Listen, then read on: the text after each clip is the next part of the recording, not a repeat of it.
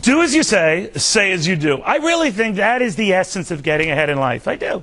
Doing what you say you're going to do in life. It sounds simple, but it must be awfully hard because, I don't know about you, I see so few doing it. The contractor who says he'll come by at 2 but doesn't show up until 4.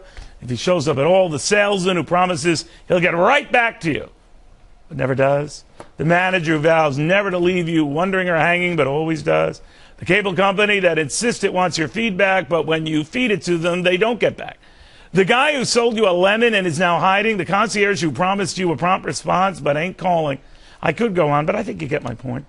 We live in a day and age where talk is cheap and delivering on that talk is even cheaper.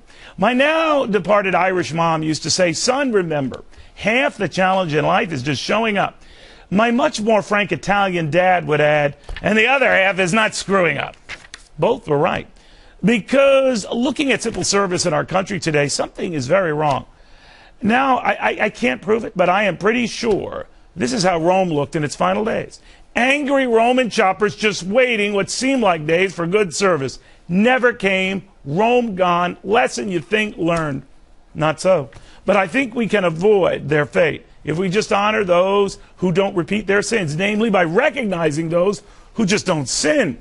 The guy who does get back, the salesman who does check up, the cable company that does what it says and comes out when it promises.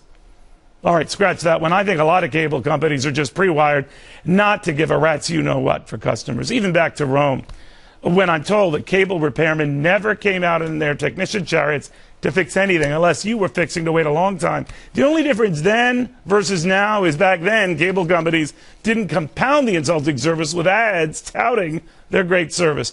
Even in Rome's final days, these thieves had some standards, alas.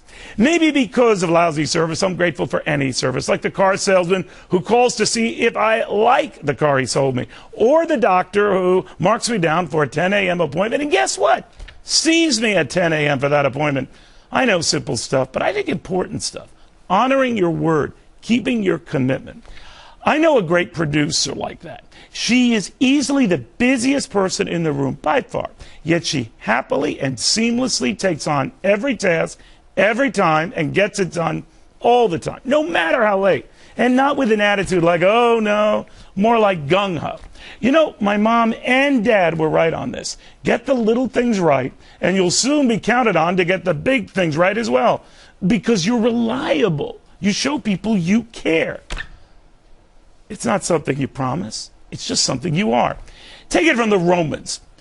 Before there were barbarians at the gate, I'm telling you, there were a lot of angry Roman customers stewing on hold. It wasn't the cliff that killed them. It was the contractor who never showed up or had the simple decency to say he wasn't showing up. Then, fire. A lot of fire. All right, that's free advice, men, women. And I haven't even gotten to my Christmas shopping tips, maybe. When do we do that? Soon.